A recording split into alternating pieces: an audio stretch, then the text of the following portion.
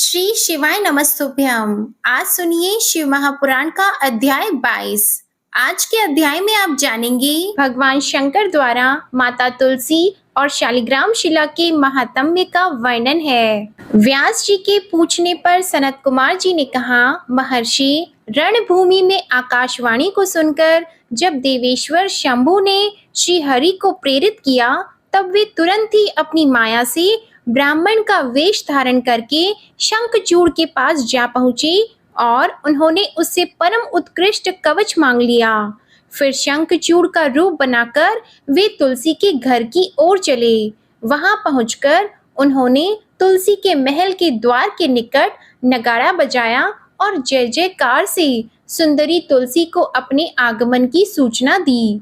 उसे सुनकर सती साध्वी तुलसी ने बड़े आदर के साथ झरोखे के रास्ते राजमार्ग की ओर झांका और अपने पति को आया हुआ जानकर वह परम आनंद में निमग्न हो गई।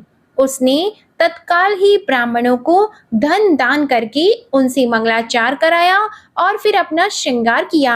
इधर देवताओं का कार्य सिद्ध करने के लिए माया से शंखचूड़ का स्वरूप धारण करने वाले भगवान विष्णु रथ से उतरकर देवी तुलसी के भवन में गए। तुलसी ने पति रूप में आए हुए भगवान का पूजन किया, बहुत सी बातें की, तदंतर उनके साथ रमण किया। तब उस साध्वी ने सुख, सामर्थ्य और आकर्षण में व्यतिक्रम देखकर सब पर विचार किया और संदेह उत्पन्न होने पर वह तू कौन है यौ डांटती हुई बोली। तुलसी जी ने कहा, दुष्ट, मुझे शीघ्र बता कि माया द्वारा मेरा उपभोग करने वाला तू कौन है। तूने मेरा सतीत्व नष्ट कर दिया है, अतः मैं अभी तुझे शाप देती हूँ। सनत कुमार जी कहते हैं, ब्रह्मा तुलसी का वचन सुनकर श्री हरि ने लीला पूर्वक अपनी परम मनोहर मूर्ति धारण कर ली। तब उस रूप को देखकर तुलसी ने लक्षणों से पहचान लिया कि ये साक्षात विष्णु हैं, परंतु उसका पातिव्रत्य नष्ट हो चुका था, इसलिए वह कुपित होकर विष्णु से कहने लगी। तुलसी ने कहा, हे विष्णु, तुम्हारा मन पत्थर के सदृश कठोर है, तुम में दया का लेश मात्र भी नहीं है। मेरे पति धर्म के भंग हो जाने से निश्चय ही मेरे स्वामी मारे गए। चूंकि तुम पाषाण सदृश कठोर, दया रहित और दुष्ट हो, इसलिए अब तुम मेरे शाप से पाषाण स्वरूप ही हो जाओ। सनत कुमार जी कहते हैं, मुनि, यों कहकर शंखचूड़ की वह सती साध्वी पत्नी तुलसी फूट फूट कर रोने लगी और शोकार्त होकर बहुत तरह से विलाप करने लगी। इतने में वहां भक्त वत्सल भगवान शंकर प्रकट हो गए और उन्होंने समझाकर कहा, देवी, अब तुम दुख को दूर करने वाली मेरी बात सुनो और श्री हरि भी स्वस्थ मन से उसे श्रवण करें, क्योंकि तुम दोनों के लिए जो सुख कारक होगा वही मैं कहूँगा। भद्री, तुमने जिस मनोरथ को लेकर तप किया था, यह उसी तपस्या का फल है, भला वह अन्यथा कैसे हो सकता है। इसलिए तुम्हें अपने अनुरूप ही फल प्राप्त हुआ है। अब तुम इस शरीर को त्याग कर दिव्य देह धारण कर लो और लक्ष्मी के समान होकर नित्य श्री हरि के साथ वैकुंठ में विहार करती रहो। तुम्हारा यह शरीर जिसे तुम छोड़ दोगी नदी के रूप में परिवर्तित हो जाएगा। वह नदी भारतवर्ष में पुण्य रूपा गंडकी के नाम से प्रसिद्ध होगी। महादेवी, कुछ काल के पश्चात मेरे वर के प्रभाव से देव पूजन सामग्री में तुलसी का प्रधान स्थान हो जाएगा। सुंदरी, तुम स्वर्ग लोक में, मृत्यु लोक में तथा पाताल में सदा श्री हरि के निकट ही निवास करोगी और पुष्पों में श्रेष्ठ तुलसी का वृक्ष हो जाएगा। तुम वैकुंठ में दिव्य रूप धारिणी वृक्षाधिष्ठात्री देवी बनकर सदा एकांत में श्री हरि के साथ क्रीड़ा करोगी। उधर भारतवर्ष में जो नदियों की अधिष्ठात्री देवी होगी, वह परम पुण्य प्रदान करने वाली होगी और श्री हरि के अंशभूत लवण सागर की पत्नी बनेगी, तथा श्री हरि भी तुम्हारे शापवश पत्थर का रूप धारण करके भारत में गंडकी नदी के जल के निकट निवास करेंगे। वहां तीखी दाढ़ों वाले करोड़ों भयंकर कीड़े उस पत्थर को काटकर उसके मध्य में चक्र का आकार बनाएंगे। उसके भेद से वह अत्यंत पुण्य प्रदान करने वाली शालिग्राम शिला कहलाएगी और चक्र के भेद से उसका लक्ष्मी नारायण आदि भी नाम होगा। विष्णु की शालिग्राम शिला और वृक्ष स्वरूपिणी तुलसी का समागम सदा अनुकूल तथा बहुत प्रकार के पुण्यों की वृद्धि करने वाला होगा। भद्रे, जो शालग्राम शिला के ऊपर से तुलसी पत्र को दूर करेगा उसे जन्मांतर में स्त्री वियोग की प्राप्ति होगी, तथा जो शंख को दूर करके तुलसी पत्र को हटाएगा वह भी भार्याहीन होगा और 7 जन्मों तक रोगी बना रहेगा। जो महाज्ञानी पुरुष शालग्राम शिला, तुलसी और शंख को एकत्र रखकर उनकी रक्षा करता है वह श्री हरि का प्यारा होता है। सनत कुमार जी कहते हैं, व्यास जी, इस प्रकार कहकर शंकर जी ने उस समय शालग्राम शिला और तुलसी के परम पुण्यदायक महात्म्य का वर्णन किया। इसके पश्चात वे श्री हरि को तथा तुलसी को आनंदित करके अंतर ध्यान हो गए। इस प्रकार सदा सत्पुरुषों का कल्याण करने वाले शंभु अपने स्थान को चले गए। इधर शंभु का कथन सुनकर तुलसी को बड़ी प्रसन्नता हुई। उसने अपने उस शरीर का परित्याग करके दिव्य रूप धारण कर लिया। तब कमलापति विष्णु उसे साथ लेकर वैकुंठ को चले गए। उसके छोड़े हुए शरीर से गंडकी नदी प्रकट हो गई और भगवान अच्युत भी उसके तट पर मनुष्यों को पुण्य प्रदान करने वाली शिला के रूप में परिणत हो गए। मुने, उसमें कीड़े अनेक प्रकार के छिद्र बनाते रहते हैं। उनमें जो शिलाएं गंडकी के जल में गिरती हैं वे परम पुण्यप्रद होती हैं और जो स्थल पर ही रह जाती हैं उन्हें पिंगला कहा जाता है और वे प्राणियों के लिए संताप कारक होती हैं। व्यास जी, इस प्रकार तुम्हारे प्रश्न के अनुसार मैंने शंभु का सारा चरित्र, जो पुण्य प्रदान तथा मनुष्यों की सारी कामनाओं को पूर्ण करने वाला है, तुम्हें सुनाया है। यह पुण्य आख्यान, जो विष्णु के महात्म्य से संयुक्त तथा भोग और मोक्ष का प्रदाता है, तुमसे वर्णन कर दिया। अब और क्या सुनना चाहते हो? सनत कुमार जी कहते हैं, व्यास जी, अब जिस प्रकार अंधकासुर ने परमात्मा शंभु के गणाध्यक्ष पद को प्राप्त किया था, महेश्वर के उस मंगलमय चरित्र को श्रवण करो। मुनीश्वर, अंधकासुर ने पहले शिव जी के साथ बड़ा घोर संग्राम किया था, परंतु पीछे बारंबार सात्विक भाव के उद्रेक से उसने शंभु को प्रसन्न कर लिया, क्योंकि नाना प्रकार की लीलाएं करने वाले शंभु शरणागत रक्षक तथा परम भक्त वत्सल हैं। उनका महात्म्य परम अद्भुत है। व्यास जी ने पूछा, ऐश्वर्यशाली मुनिवर, वह अंधक कौन था और भूतल पर किस वीर्यवान के कुल में उत्पन्न हुआ था? दैत्यों में प्रधान तथा महामनस्वी उस बलवान अंधक का स्वरूप कैसा था और वह किसका पुत्र था? उसने परम तेजस्वी शंभु की गणाध्यक्षता को कैसे प्राप्त किया? यदि अंधक गणेश्वर हो गया तब तो वह परम धन्यवाद का पात्र है। सनत कुमार जी कहते हैं, मुने, पूर्व काल की बात है, एक समय भक्तों पर कृपा करने वाले तथा देवताओं के चक्रवर्ती सम्राट भगवान शंकर को विहार करने की इच्छा हुई। तब वे पार्वती और गणों को साथ लेकर अपने निवास भूत कैलाश पर्वत से चलकर काशीपुरी में आए। वहां उन्होंने उस पुरी को अपनी राजधानी बनाया और भैरव नामक वीर को उसका रक्षक नियुक्त किया। फिर पार्वती जी के साथ रहते हुए वे भक्त जनों को सुख देने वाली अनेक प्रकार की लीलाएं करने लगे। एक समय वे उसके वरदान के प्रभाववश अनेकों वीर अग्रगण्य गणेश्वरों और शिवा के साथ मंदराचल पर गए और वहां भी तरह तरह की क्रीड़ाएं करने लगे। एक दिन जब प्रचंड पराक्रमी कपर्दी शिव मंदराचल की पूर्व दिशा में बैठे थे, उसी समय गिरिजा ने नर्व क्रीड़ावश उनके नेत्र बंद कर दिए। इस प्रकार जब पार्वती ने मूंगे, स्वर्ण और कमल की प्रभा वाले अपने कर कमलों से हर के नेत्र बंद कर दिए, तब उनके नेत्रों के मूंद जाने के कारण वह क्षण भर में ही घोर अंधकार फैल गया। पार्वती के हाथों का महेश्वर के शरीर से स्पर्श होने के कारण शंभु के ललाट में स्थित अग्नि से संतप्त होकर मद जल प्रकट हो गया और जल की बहुत सी बूंदें टपक पड़ी। तदंतर उन बूंदों ने एक गर्भ का रूप धारण कर लिया।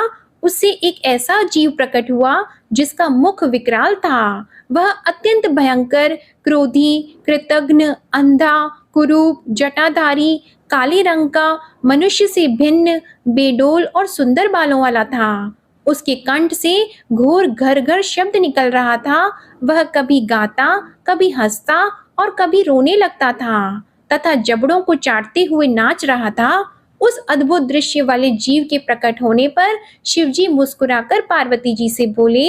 श्री महेश्वर ने कहा, प्रिय, मेरे नेत्रों को मूंद कर तुमने ही तो यह कर्म किया है, फिर तुम उससे भय क्यों कर रही हो?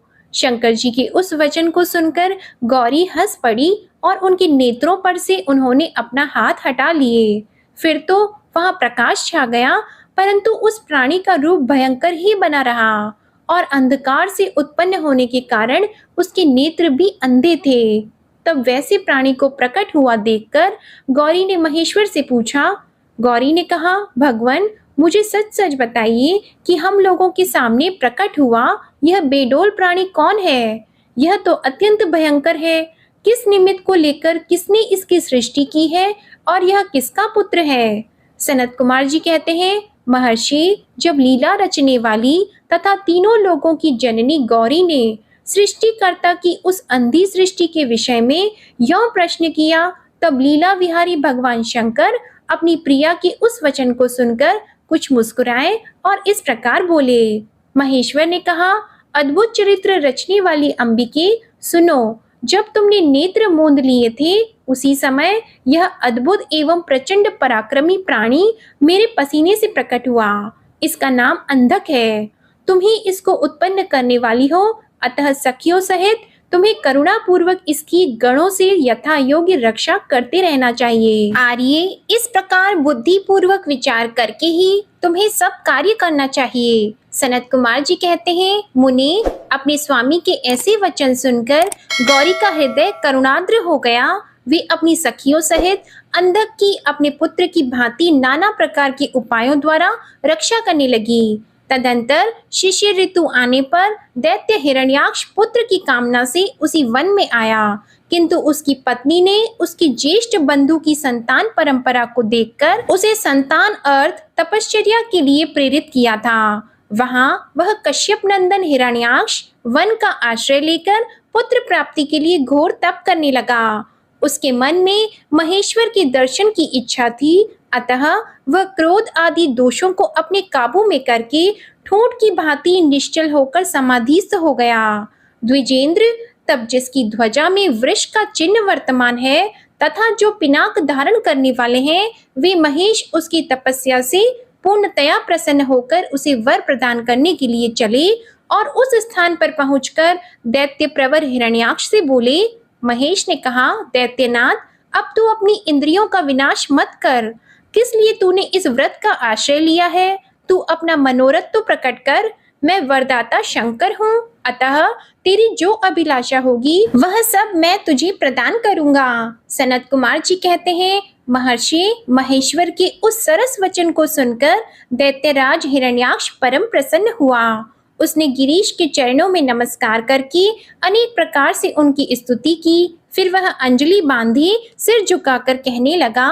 हिरण्याक्ष ने कहा, चंद्रभाल, मेरे उत्तम पराक्रम संपन्न तथा दैत्य कुल के अनुरूप कोई पुत्र नहीं है, इसीलिए मैंने इस व्रत का अनुष्ठान किया है। देवेश, मुझे परम बलशाली पुत्र दीजिए। सनत कुमार जी कहते हैं, मुनि, दैत्यराज के उस वचन को सुनकर कृपालु शंकर प्रसन्न हो गए और उससे बोले, दैत्यादेव, तेरे भाग्य में उत्पन्न होने वाला पुत्र तो नहीं लिखा है, किंतु मैं तुझे एक पुत्र देता हूँ। मेरा एक पुत्र है जिसका नाम अंधक है। वह तेरे ही समान पराक्रमी और अजेय है। तू संपूर्ण दुखों को त्याग कर उसी को पुत्र रूप से वरण कर ले और इस प्रकार पुत्र प्राप्त कर ले। सनत कुमार जी कहते हैं, महर्षि, उससे यों कहकर गौरी के साथ विराजमान उन महात्मा भूतनाथ त्रिपुरारी शंकर ने प्रसन्न होकर हिरण्याक्ष को वह पुत्र दे दिया। इस प्रकार शिवजी से पुत्र प्राप्त करके वह महामनस्वी दैत्य परम प्रसन्न हुआ। उसने अनेकों स्तोत्रों द्वारा रुद्र की पूजा करके प्रदक्षिणा की और फिर वह अपने राज्य को चला गया। गिरीश से पुत्र प्राप्त कर लेने के बाद वह प्रचंड पराक्रमी दैत्य संपूर्ण देवताओं को जीतकर इस पृथ्वी को अपने देश रसातल में उठा ले गया। तब देवताओं, मुनियों और सिद्धों ने अनंत पराक्रमी विष्णु जी की आराधना की। फिर तो भगवान विष्णु जी सर्वात्म यज्ञमय विकराल वाराह शरीर धारण करके वहां उन्होंने कभी न टूटने वाले अपने अगली दाढ़ों से और अपने वज्र सदृश कठोर पाद प्रहारों से निशाचरों की सेना को मत डाला। तत्पश्चात अद्भुत एवं प्रचंड तेजस्वी विष्णु ने करोड़ों सूर्यों के समान प्रकाशमान सुदर्शन चक्र से हिरण्याक्ष के प्रज्वलित सिर को काट लिया और दुष्ट दैत्यों को जलाकर भस्म कर दिया। यह देखकर देवराज इंद्र को बड़ी प्रसन्नता हुई। उन्होंने उस असुर राज्य पर अंधक को अभिषिक्त कर दिया। फिर महात्मा इंद्र विष्णु को अपनी दाढ़ों द्वारा पाताल लोक से पृथ्वी को लाते हुए देखकर परम प्रसन्न हुए और अपने स्थान पर आकर पूर्ववत स्वर्ग और भूतल की रक्षा करने लगे। इधर वाराह रूप धारण करके उत्तम कार्य करने वाले उग्र रूपधारी श्रीहरि प्रसन्न चित्त हुए समस्त देवों, मुनियों और पद्मयोनि ब्रह्मा द्वारा प्रशंसित होकर अपने लोक को चले गए। इस प्रकार वाराह रूपधारी विष्णु द्वारा असुर राज हिरण्याक्ष के मारे जाने पर समस्त देव, मुनि तथा अन्य अन्य सभी जीव सुखी हो गए। सनत कुमार जी कहते हैं, व्यास जी, इधर वराह रूपधारी श्री हरि के द्वारा इस प्रकार भाई के मारे जाने पर हिरण्यकशिपु शोक और क्रोध से संतप्त हो उठा। श्री हरि के साथ वैर करना तो उसे रुचता ही था, अतः उसने संहार प्रेमी वीर असुरों को प्रजा का विनाश करने के लिए आज्ञा दे दी। तब वे संहार प्रिय असुर स्वामी की आज्ञा को सिर चढ़ाकर देवताओं और प्रजाओं का विनाश करने लगे। इस प्रकार जब उन दुष्ट चित्त वाले असुरों द्वारा सारा देवलोक तहस नहस कर दिया गया, तब देवता स्वर्ग को छोड़कर गुप्त रूप से भूतल पर विचरने लगे। उधर भाई की मृत्यु से दुखी हुए हिरण्यकशिपु ने भाई को जलांजलि देकर उसकी स्त्री आदि को ढांढस बंधाया। तत्पश्चात उस दैत्यराज ने अपने लिए विचार किया कि मैं अजय, अजर और अमर हो जाऊं, मेरा ही एक छत्र साम्राज्य रहे और मेरा प्रतिद्वंदी कोई न रह जाए। यह धारणा बनाकर वह मंदराचल पर गया और वहां एक गुफा में अत्यंत घोर तपस्या करने लगा। उस समय वह पैर के अंगूठे के बल खड़ा था, उसकी भुजाएं ऊपर को उठी थी और दृष्टि आकाश की ओर लगी थी। उसकी तपस्या से संतप्त होकर देवताओं का मुख विकृत हो उठा। वे स्वर्ग को छोड़कर ब्रह्मलोक में जा पहुंचे और उन्होंने ब्रह्मा से अपना दुखड़ा कह सुनाया। व्यास जी, उन देवताओं के इस प्रकार कहने पर स्वयंभू ब्रह्मा, भृगु, दक्ष आदि के साथ उस दैत्येश्वर के आश्रम पर गए। तब जिसने अपने तप से संपूर्ण लोकों को संतप्त कर दिया था, उस हिरण्यकशिपु ने वर देने के लिए आए हुए पद्मयोनि ब्रह्मा को अपने सामने उपस्थित देखा। उधर पितामह ने भी उससे कहा, वर मांग। तब जिसकी बुद्धि मोहित नहीं हुई थी, उस असुर ने विधाता की उस मधुर वाणी को सुनकर इस प्रकार कहा। हिरण्यकशिपु बोला, ऐश्वर्यशाली प्रजापति पितामह, मैं चाहता हूँ कि स्वर्ग में, भूतल पर, दिन में, रात में, ऊपर अथवा नीचे कहीं भी शस्त्र, अस्त्र, पाश, वज्र, शुष्क वृक्ष, पर्वत, जल, अग्नि के रूप में शत्रु के प्रहार से देवता, दैत्य, मुनि, सिद्ध आप द्वारा रचे हुए जीवों के हाथों मुझे कभी भी मृत्यु का भय न हो। सनत कुमार जी कहते हैं, मुने, हिरण्यकशिपु के वैसे वचन सुनकर पद्मयोनि ब्रह्मा के मन में दया का भाव जागृत हो उठा। उन्होंने मन ही मन विष्णु को प्रणाम करके उससे कहा, दैत्येंद्र, मैं तुझ पर प्रसन्न हूँ, अतः तुझे सारी वस्तुएं प्राप्त होंगी। तूने 96,000 वर्षों तक तप किया है, अब तेरी कामना पूर्ण हो चुकी है, अतः तप से विरत होकर उठ और दानवों के राज्य का उपभोग कर। ब्रह्मा की वाणी सुनकर हिरण्यकशिपु का मुख प्रसन्नता से खिल उठा। इस प्रकार जब पितामह ने उसे दानव राज्य पर अभिषिक्त कर दिया, तब वह उन्मत्त हो उठा और त्रिलोकी को नष्ट करने का विचार करने लगा। फिर तो उसने संपूर्ण धर्मों का उच्छेद करके संग्राम में समस्त देवताओं को भी जीत लिया। तब देवता भागकर विष्णु के पास पहुंचे। वहां श्री हरि ने देवताओं और मुनियों की दुख गाथा सुनकर उन्हें आश्वासन दिया और शीघ्र ही उस दैत्य के वध करने का वचन दिया। तब देवता अपने स्थान को लौट गए तदंतर महात्मा विष्णु ने ऐसा रूप धारण किया जो आधा सिंह और आधा मनुष्य का था। वह अत्यंत भयंकर और विकराल दिख रहा था। उसका मुख खूब फैला हुआ था, नासिका बड़ी सुंदर थी और नख तीखे थे। गर्दन पर जटाएं लहरा रही थी, दाढ़े ही आयुध थे। उससे करोड़ों सूर्यों के समान प्रभा छिटक रही थी और उसका प्रभाव प्रलयकालीन अग्नि के सदृश था। अधिक कहाँ तक कहा जाए, वह रूप जगन्मय था। इसी रूप से वे भगवान भास्कर के अस्ताचल की शरण लेने पर असुरों की नगरी में प्रविष्ट हुए। उन अतुल प्रभावशाली नरसिंह को देखकर सभी दैत्य एक साथ उन पर टूट पड़े। तब उन अद्भुत पराक्रमी नरसिंह ने महाबली दैत्यों के साथ युद्ध करके बहुतों को मार डाला और बहुतों को पकड़कर तोड़ मरोड़ दिया। फिर वे उस नगर में घूमने लगे। तब उन सर्वमय सिंह को देखकर दैत्यराज के पुत्र प्रहलाद ने राजा से कहा, यह मृगेंद्र तो जगन्मय दिख रहा है, यह यहाँ किस लिए आया है? प्रहलाद ने पुनः कहा, पिताजी, मुझे तो ऐसा प्रतीत हो रहा है कि ये भगवान अनंत हैं और नरसिंह का रूप धारण करके आपके नगर में प्रविष्ट हुए हैं, क्योंकि मुझे इनकी मूर्ति बड़ी विकराल दिख रही है। अतः आप युद्ध से हटकर इनकी शरण में जाइए। इनसे बढ़कर त्रिलोकी में दूसरा कोई योद्धा नहीं है, इसलिए आप इन मृगेंद्र के सामने झुककर अपने राज्य का उपभोग कीजिए।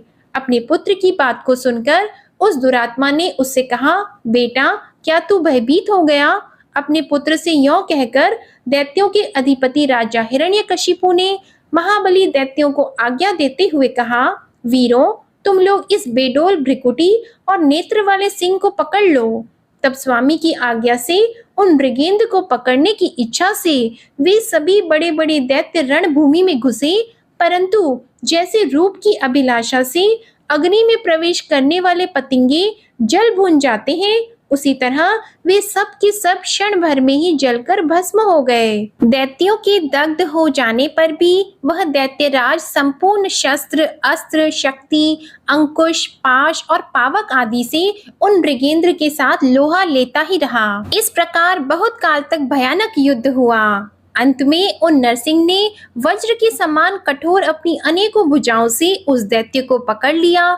उसे अपनी जंघाओं पर लिटाकर दानवों के मर्म को विदीर्ण करने वाले नाखूनों से उसकी छाती चीर डाली और खून से लथपथ हुए उसके हृदय कमल को निकाल लिया। फिर तो उसी क्षण उसके प्राण पखेरु उड़ गए। तब भगवान नरसिंह ने बारंबार के आघात से जिसके सारे अंग चूर चूर हो गए थे, उस काष्ठभूत दैत्य को छोड़ दिया। उस समय उस देव शत्रु के मारे जाने पर उन्हें बड़ी प्रसन्नता हुई। उसी अवसर पर प्रहलाद ने आकर उनकी चरणों में सिर झुकाया। तब अद्भुत पराक्रमी विष्णु ने प्रहलाद को बुलाकर उन्हें दैत्यों के राज्य पर अभिषिक्त कर दिया और स्वयं अतर्कित गति को प्राप्त हो गए, अर्थात अंतर ध्यान हो गए। तदंतर पितामह आदि समस्त सुरेश्वर परम प्रसन्न होकर अपना कार्य सिद्ध करने वाले पूजनीय भगवान विष्णु को उसी दिशा में प्रणाम करके अपने अपने धाम को चले गए। सनत कुमार जी कहते हैं, मुनिवर, एक समय हिरण्याक्ष का पुत्र अंधक अपने भाइयों के साथ विहार में संलग्न था। उसी समय उसके कामासक्त मदान्ध भाइयों ने उससे कहा, अरे अंधे, तुम्हें तो अब राज्य से क्या प्रयोजन है? हिरण्याक्ष तो मूर्ख था जो उसने घोर तप द्वारा शंकर जी को प्रसन्न करके भी तुम जैसे कुरूप, बेडोल, कलिप्रिय और नेत्रहीन को प्राप्त किया। ऐसे तुम राज्य के भागी तो हो नहीं सकते, क्योंकि भला तुम ही विचार करो कि कहीं दूसरे से उत्पन्न हुआ पुत्र भी राज्य पाता है? सच पूछो तो निश्चय ही इस राज्य के भागी हम ही लोग हैं। सनत कुमार जी कहते हैं, मुने, उन लोगों की वह बात सुनकर अंधक दीन हो गया।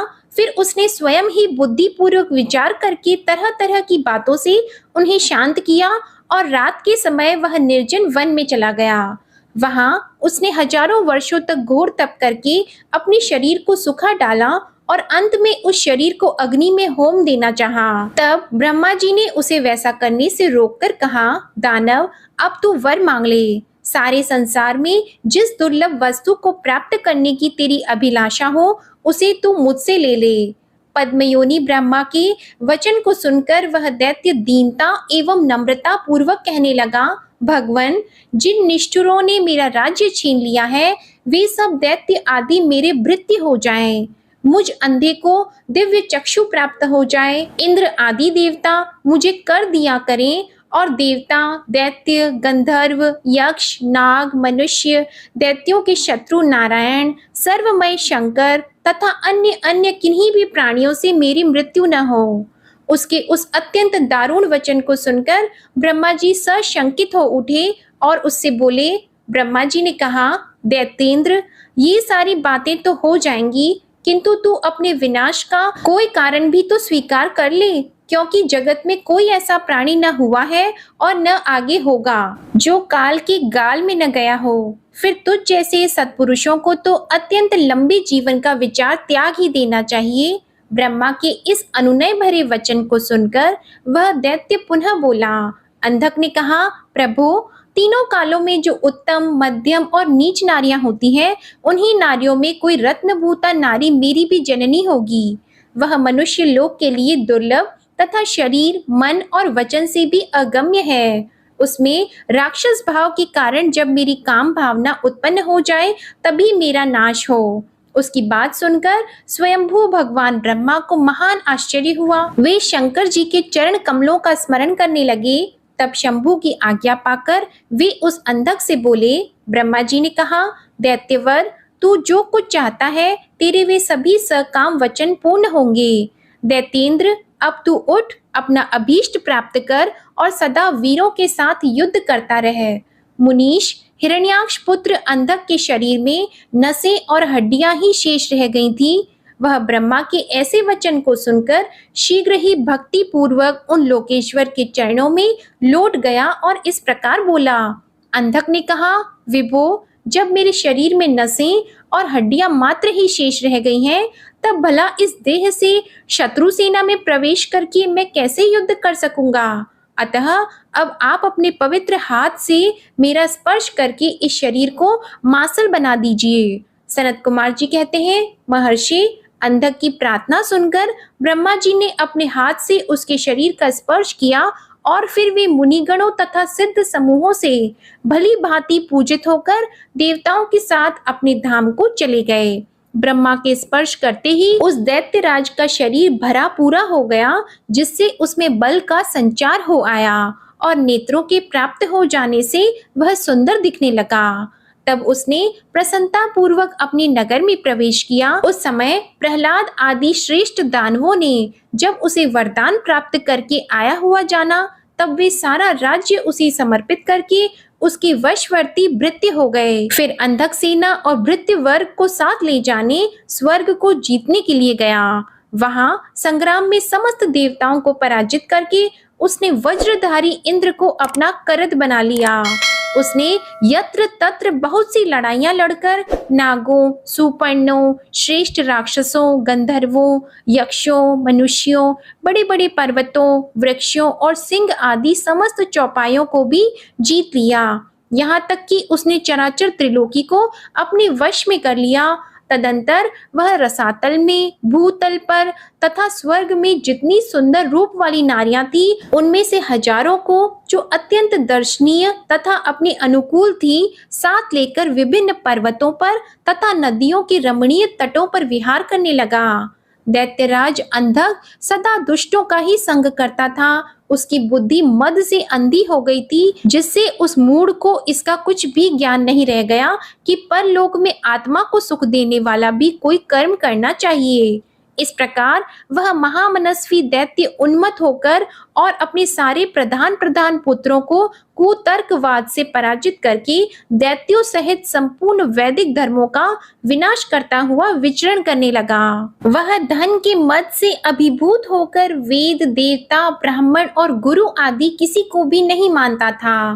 प्रारब्धवश उसकी आयु समाप्त हो चुकी थी। इसी से वह स्वेच्छाचार में प्रवृत्त होकर व्यर्थ में ही अपनी आयु के शेष दिन गंवाता हुआ रमण कर रहा था। उस दानव श्रेष्ठ के 3 मंत्री थे, जिनका नाम था दुर्योधन, वैधस और हस्ती। एक समय उन तीनों ने उस पर्वत के किसी रमणीय स्थान पर एक परम रूपवती नारी को देखा। उसे देखकर वे शीघ्रगामी श्रेष्ठ दैत्य हर्षमग्न होकर तुरंत ही महादैत्यपति वीरवर अंधक के पास पहुंचे और बड़े प्रेम से उस देखी हुई घटना का वर्णन करने लगे।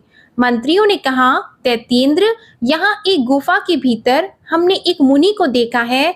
ध्यानस्थ होने के कारण उसके नेत्र बंद हैं। वह बड़ा रूपवान है। उसके मस्तक पर अर्धचंद्र की कला अपनी छटा बिखेर रही है और कमर में गजेंद्र की खाल बंधी हुई है। बड़े बड़े नाग उसके सारे शरीर में लिपटे हुए हैं। खोपड़ियों की माला ही उस जटाधारी का आभूषण है। उसके हाथ में त्रिशूल है तथा एक विशाल धनुष, बाण और तुणीर भी वह धारण किए हुए है। उसका अक्ष सूत्र स्पष्ट दिख रहा है। उसकी 4 भुजाएं तथा लंबी लंबी जटाएं हैं। वह खड़ग, त्रिशूल और लकुट धारण किए हुए है। उसकी आकृति अत्यंत गौर है और उस पर भस्म का अनुलेप लगा है। वह अपने उत्कृष्ट तेज से सुशोभित हुआ है। इस प्रकार उस श्रेष्ठ तपस्वी का सारा वेश ही अद्भुत है। उससे थोड़ी ही दूर पर हमने एक और पुरुष को देखा जो विकराल वानर सा है। उसका मुख बड़ा भयंकर है। वह सभी आयुध धारण किए हुए है, परंतु उसका हाथ रुक्ष है। वह उस तपस्वी की रक्षा में तत्पर है। उसके पास ही एक बूढ़ा सफेद रंग का बैल भी बैठा है। उस बैठे हुए तपस्वी के पार्श्व भाग में हमने एक शुभ लक्षण संपन्ना नारी को भी देखा है। वह भूतल पर रत्न स्वरूपा है। उसका रूप बड़ा मनोरम है और तरुणी होने के नाते वह मन को मोह लेती है। मूंगे, मोती, मणि, रत्न और उत्तम वस्त्रों से वह सुसज्जित है।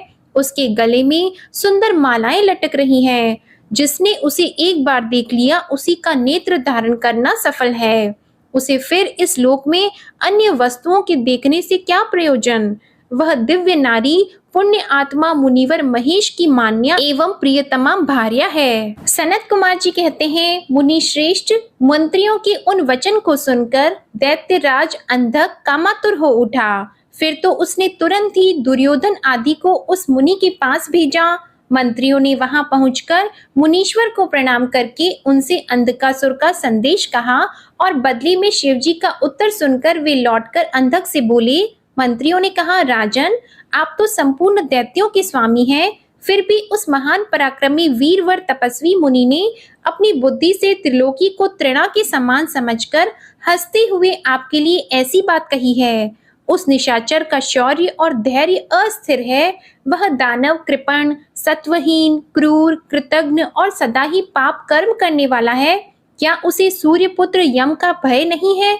कहाँ तो मैं, मेरे दारुण शस्त्र और मृत्यु को भी संत्रस्त कर देने वाला युद्ध, और कहाँ वह वानर का सा मुख वाला डरपोक निशाचर जिसके सारे अंग बुढ़ापे से जर्जर हो गए हैं। कहाँ मेरा यह स्वरूप और कहाँ तेरी मंदभाग्यता।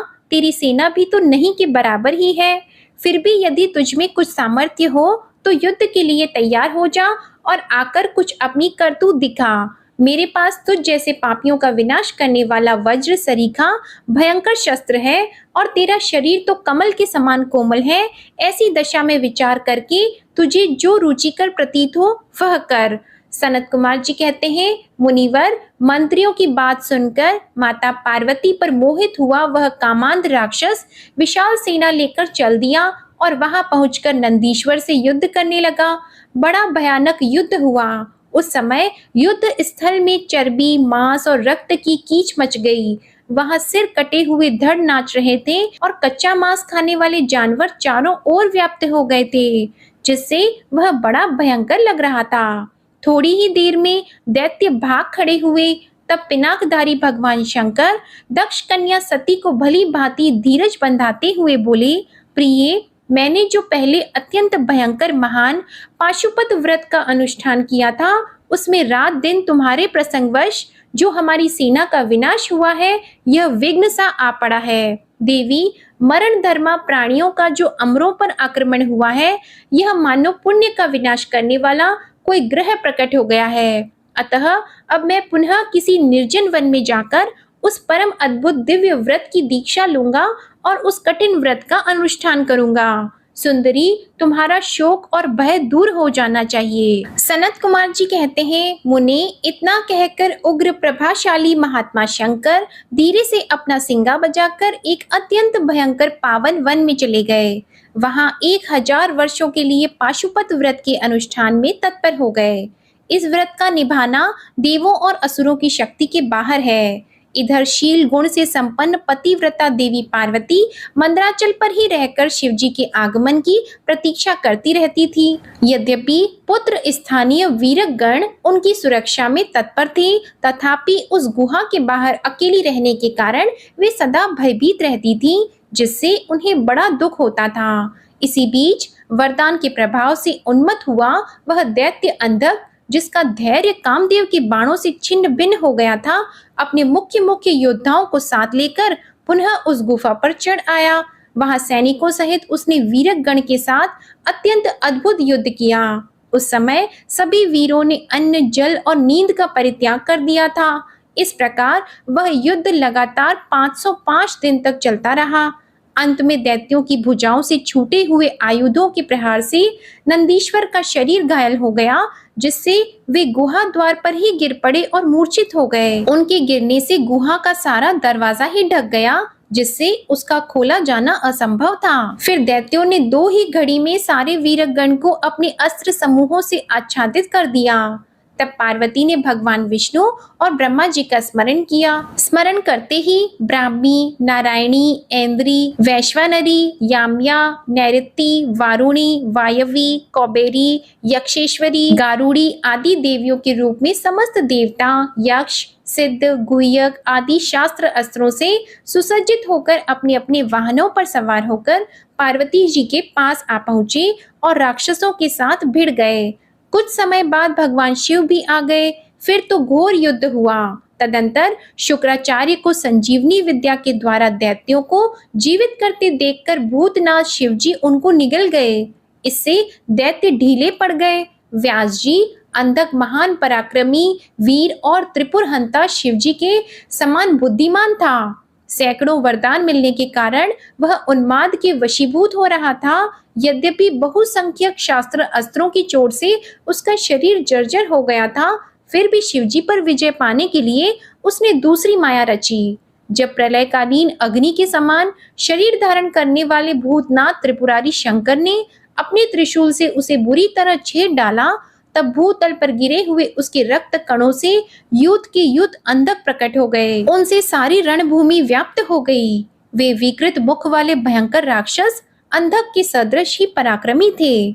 इस प्रकार जब पशुपति द्वारा मारे गए सैनिकों के घावों से निकले हुए अत्यंत गरम गरम रक्त बिंदुओं से दूसरे सैनिक उत्पन्न होने लगे, तब बहुत सी भुजारूपी लताओं द्वारा आक्रांत होने के कारण कुपित हुए बुद्धिमान भगवान विष्णु ने प्रमथनाथ शिव को बुलाकर योग बल से एक ऐसा अजेय स्त्री रूप धारण किया, जिसका मुख विकृत था और रूप अग्र, विकराल और कंकाल मात्र था। वह स्त्री रूप शंभु के कान से निकला था। जब उन देवी ने रणभूमि में उपस्थित होकर अपने युगल चरणों से पृथ्वी को अलंकृत किया, तब सभी देवता उनकी स्तुति करने लगे। तत्पश्चात भगवान ने उनकी बुद्धि को प्रेरित किया। फिर तो वे शुद्धार्थ होकर रण के मुहाने पर उन सैनिकों के तथा दैत्यराज के शरीर से निकले हुए अत्यंत गरम गरम रुधिर का पान करने लगी, जिससे राक्षसों का उत्पन्न होना बंद हो गया। तदंतर एकमात्र अंधक ही बचा रहा। यद्यपि उसके शरीर का रक्त सूख गया था, तथापि वह अपने कुलोचित सनातन क्षात्र धर्म का स्मरण करके अविनाशी भगवान शंकर के साथ भयंकर थप्पड़ों से, वज्र सदृश जानुओं और चरणों से, वज्राकार नखों से, मुख, भुजा और सिरों से संग्राम करता रहा। तब प्रमथनाथ शिव ने रणभूमि में उसका हृदय विदीर्ण करके उसे शांत कर दिया। फिर त्रिशूल भोंककर उसे स्थानों के समान ऊपर को उठा लिया। उसका जर्जर शरीर नीचे को लटक रहा था। सूर्य की किरणों ने उसे सुखा दिया। पवन के झोंकों से युक्त मेघों ने मूसलाधार जल बरसाकर उसे गीला कर दिया। हिमखंड के समान शीतल चंद्रमा की किरणों ने उसे विशीर्ण कर दिया। फिर भी उस दैत्यराज ने अपने प्राणों का परित्याग नहीं किया। उसने विशेष रूप से शिवजी का स्तवन किया। तब करुणा के अगाध सागर शंभु प्रसन्न हो गए और उन्होंने उसे प्रेम पूर्वक गणाध्यक्ष का पद प्रदान कर दिया। तत्पश्चात युद्ध के समाप्त हो जाने पर लोकपालों ने नाना प्रकार के सार गर्भित स्तोत्रों द्वारा विधि पूर्वक शिव जी की अर्चना की और हर्षित हुए ब्रह्मा विष्णु आदि देवों ने गर्दन झुकाकर उत्तम उत्तम स्तुतियों द्वारा उनका स्तवन किया। फिर जय जयकार करते हुए वे आनंद मनाने लगे। तदंतर शिवजी उन सबको साथ लेकर आनंद पूर्वक गिरिराज की गुफाओं को लौट आए। वहां उन्होंने अपने ही अंशभूत पूजनीय देवताओं को नाना प्रकार की भेंट समर्पित करके उन्हें विदा किया और स्वयं प्रमोदित हुई गिरिराज कुमारी के साथ उत्तम उत्तम लीलाएं करने लगे। व्यास जी ने पूछा, महाबुद्धिमान सनत कुमार जी, जब वह महान भयंकर एवं रोमांचकारी संग्राम चल रहा था, उस समय त्रिपुरारी शंकर ने दैत्य गुरु विद्वान शुक्राचार्य को निगल लिया था। यह घटना मैंने संक्षेप में ही सुनी थी, अब आप उसे विस्तार पूर्वक वर्णन कीजिए। पिनाकधारी शिव के उदर में जाकर उन महायोगी शुक्राचार्य ने क्या किया था? शंभु की जठर अग्नि ने उन्हें जलाया क्यों नहीं? भृगुनंदन बुद्धिमान शुक्र भी तो कल्पांतकालीन अग्नि के समान उग्र तेजस्वी थे। वे शंभु के जठर पंजर से कैसे निकले? उन्होंने कैसे और कितने काल तक आराधना की थी? तात, उन्हें जो मृत्यु का शमन करने वाली पराविद्या प्राप्त हुई थी, वह विद्या कौन सी है जिससे मृत्यु का निवारण हो जाता है? मुने, लीला विहारी देवादिदेव भगवान शंकर के त्रिशूल से छूटे हुए अंधक को गणाध्यक्षता की प्राप्ति कैसे हुई? तात, मुझे शिवलीला अमृत श्रवण करने की विशेष लालसा है, अतः आप मुझ पर कृपा करके वह सारा वृतांत पूर्ण रूप से वर्णन कीजिए। ब्रह्मा जी कहते हैं, अमित तेजस्वी व्यास जी के इन वचनों को सुनकर सनत कुमार शिव जी के चरण कमलों का स्मरण करके कहने लगे। सनत कुमार जी ने कहा, मुनिवर, भगवान शंकर के प्रमथों की जब अत्यंत विजय होने लगी, तब अंधक घबराकर शुक्राचार्य जी की शरण में गया और उसने गिड़गिड़ाकर मृत संजीवनी विद्या के द्वारा मरे हुए असुरों को जीवित करने की प्रार्थना की। इस पर शुक्राचार्य ने शरणागत धर्म की रक्षा करना ही उचित समझा। फिर तो वे युद्ध स्थल में गए और आदर पूर्वक विद्या के स्वामी शंकर का स्मरण करके एक एक दैत्य पर मृत संजीवनी विद्या का प्रयोग करने लगे। उस विद्या का प्रयोग होते ही वे सभी दैत्य दानव वीर एक साथ ही हथियार लिए हुए इस प्रकार उठ खड़े हुए मानो सभी सोकर उठे हों। जैसे पूर्णतया अभ्यस्त किया हुआ वेद समर भूमि में बादल और श्रद्धा पूर्वक ब्राह्मणों को दिया हुआ धन आपत्ति के समय तुरंत प्रकट हो जाता है, उसी प्रकार वे उठकर खड़े हुए। शुक्राचार्य के संजीवनी प्रयोग से जब बड़े बड़े दानव जीवित होकर प्रमथों को बुरी तरह मारने लगे, तब प्रमथों ने जाकर भगवान शिव को यह समाचार सुनाया। तब शिव जी ने कहा, नंदिन, तुम अभी तुरंत ही जाओ और दैत्यों के बीच से द्विज श्रेष्ठ शुक्राचार्य को उसी प्रकार उठा लाओ जैसे बाज लवा को उठा ले जाता है। सनत कुमार जी कहते हैं, महर्षि, वृषभ ध्वज के यों कहने पर नंदी सांड के समान बड़े जोर से गरजे और तुरंत ही सेना को लांघकर उस स्थान पर जा पहुंचे जहां भृगु वंश के दीपक शुक्राचार्य विराजमान थे। वहां समस्त दैत्य हाथों में पाश, खड़ग, वृक्ष, पत्थर और पर्वत खंड लिए हुए उनकी रक्षा कर रहे थे। यह देखकर बलशाली नंदी ने उन दैत्यों को विक्षुब्ध करके शुक्राचार्य का उसी प्रकार अपहरण कर लिया जैसे शरभ हाथी को उठा ले जाता है। महाबली नंदी द्वारा पकड़े जाने पर शुक्राचार्य के वस्त्र खिसक गए, उनके आभूषण गिरने लगे और केश खुल गए।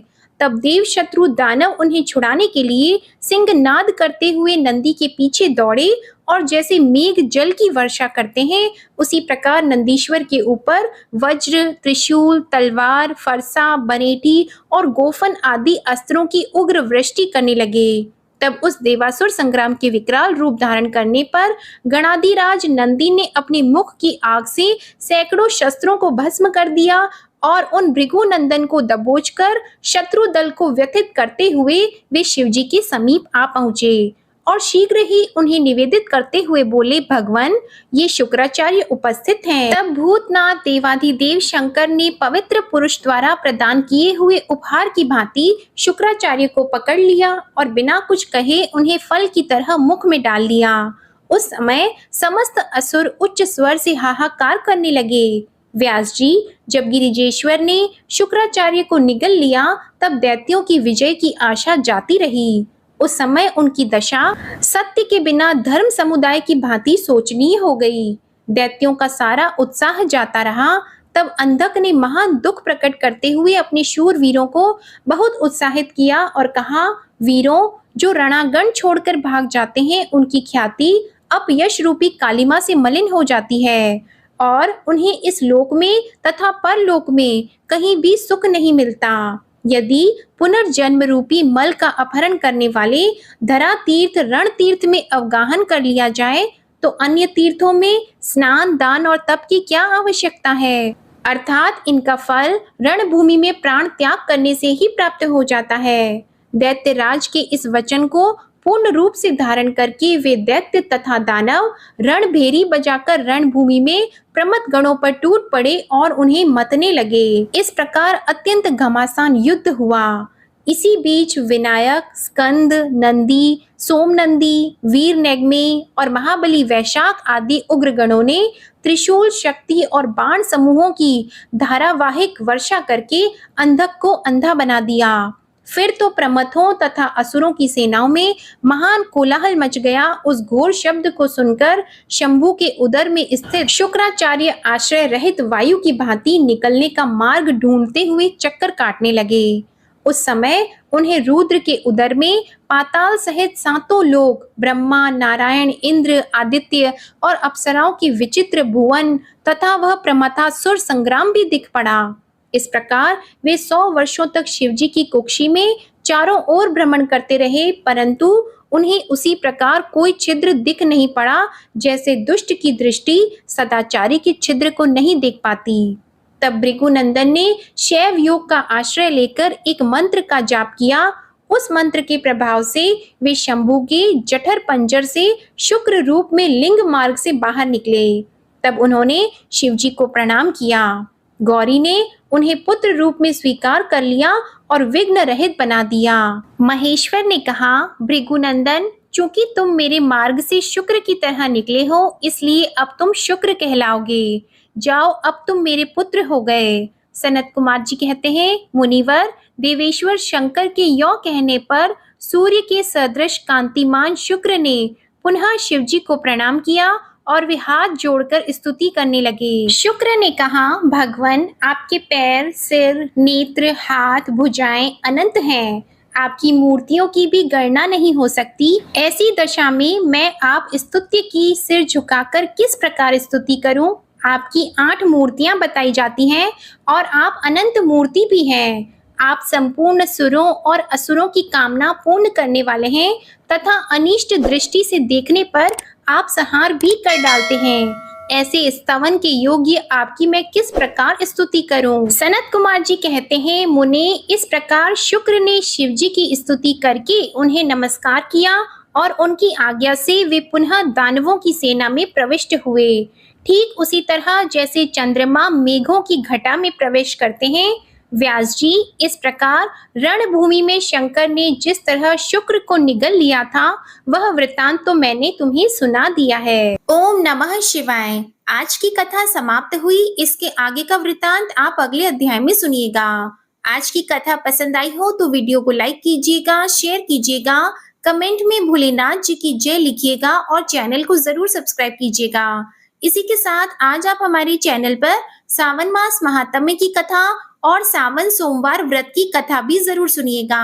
ओम नमः शिवाय। हर हर महादेव।